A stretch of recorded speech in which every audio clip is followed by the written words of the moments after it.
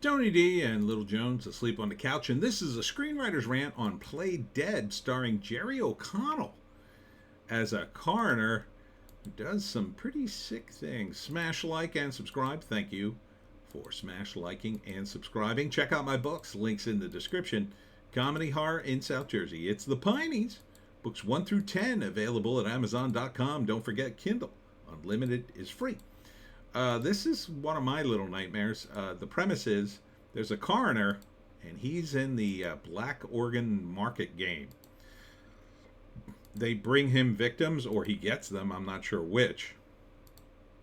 Maybe the freshly dead, or people who are knocked out. I'm not sure, but he keeps them alive so he can harvest their organs. Ouch. Gross. And so he has got a little side business doing this, and I guess one of his victims, a girl, wakes up on the table and then plots her escape, and then she's trapped in the building, and so the whole movie takes place in the morgue. And then it's got this music to it. I don't know if I recognize it. It sounds like it's an old song, but I don't recognize it. So it may have been made up for the movie, or I don't know. They may have done a remix of it that sounds very similar and familiar. Written by Adam Mason and Simon Boyes. Directed by Patrick Lusser. And starring Jerry O'Connell as the bad guy. Yeah, interesting.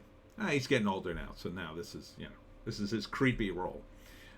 Bailey Madison is the cute girl who's got to survive the night. It's called Play Dead because she's playing dead. So she's hiding in various places of the morgue, and then, I don't know, this is the most armed morgue I've ever seen. It's got dogs and bars on the windows and security measures like you've never seen before. Like, why do they need so much security in a morgue? I don't know. But beyond that, I mean, it's a good premise. I think it's a good sort of basic horror premise. Here she is, looking horrified. It's a good horror premise because, first off, these people do exist. Look up the black organ market in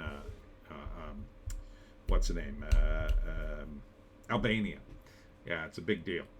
I mean, not so much in America, but you could see this happening, which is what I think makes it a good premise and probably a more superior movie than most generic horror fare where it's just a guy murdering people.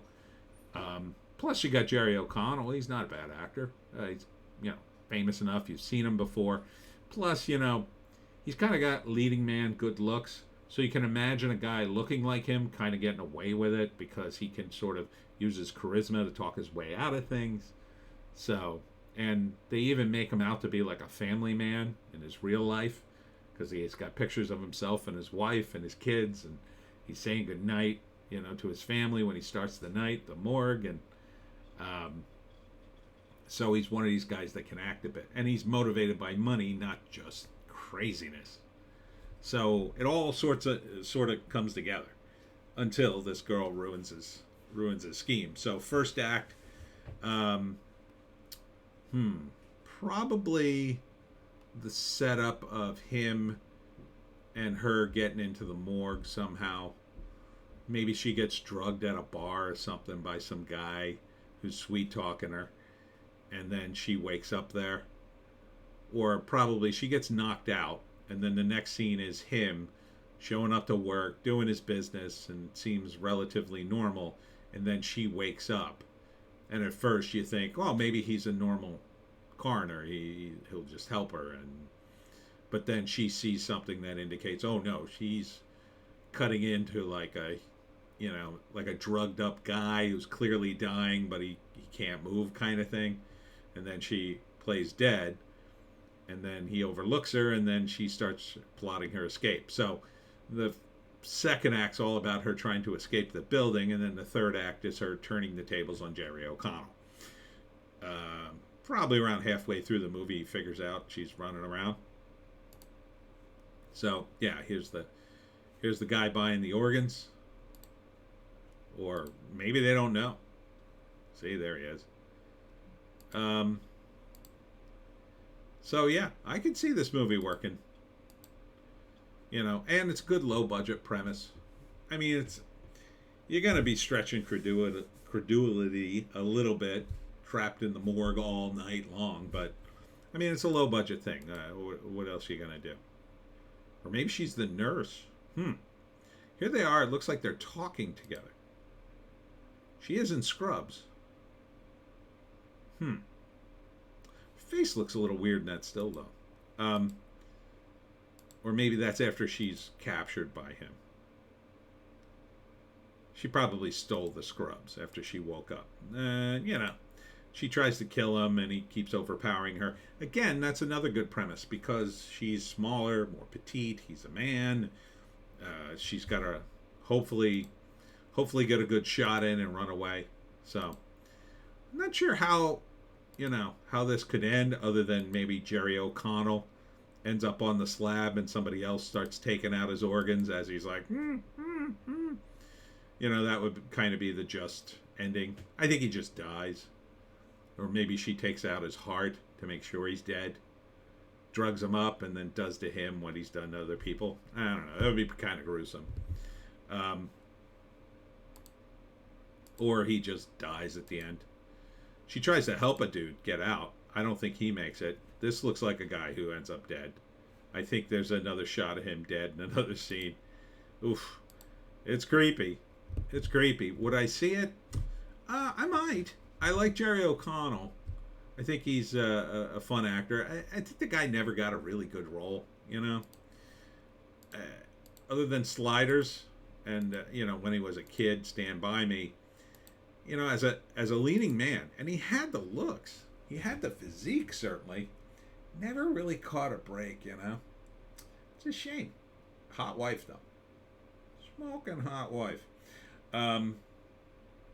So I might see this. I don't know. It doesn't feel like a movie it's worth going to the theaters. It says 2023. Probably opens in February. Again, another movie dropping in February. I hope it picks up a little steam with nothing else against it. Probably limited release and direct to VOD, I would guess. But not a bad horror premise. Not a bad one at all. Something that would be fairly watchable if you dig horror. Not so gory it would be stupid. Not so contrived you couldn't sit through it. It's a little new ground to break here. So yeah, I would see it on VOD. Beyond that, I think that's it. That's it for me. Did I catch all the? I did all the act breaks. Yeah. Just the third act where she beats him. So that's the only question. Like, how exactly does he die, or does he die? Does he win? That would be a big twist. He wins somehow. Maybe she gets away, and I don't know, because of maybe she's a prostitute or something. She doesn't go to the cops. She just runs away, and he continues his horrible mission, but he continues it on somebody else, maybe somebody more deserving. I doubt it, though. It feels like he's the bad guy in this. Yeah. All right. What else is coming up? Don't forget Saturday, I'll be at Barney's Loves Books in Woodstown, New Jersey, and then right after I'm going to the Cedar Rose Vineyard for their big holiday fest. There are no tickets required.